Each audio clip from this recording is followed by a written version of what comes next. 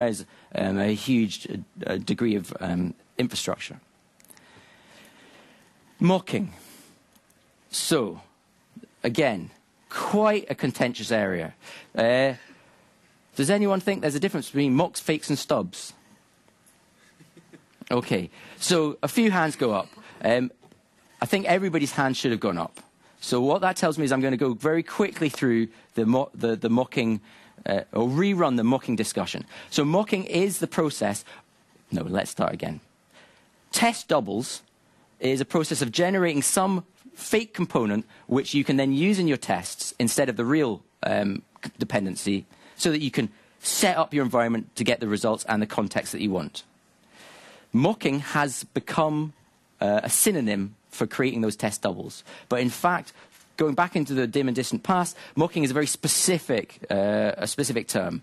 And the best place to look for this is Gerard Mesaros's book, X-Unit Test Patterns, where he has a taxonomy.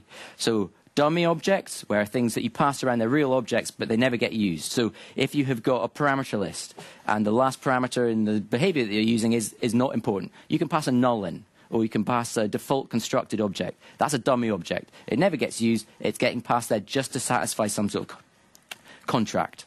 Then you have fakes, which are test objects that you've built that have working implementations but aren't the real test one because somehow it's making it cheaper or it's easier to control.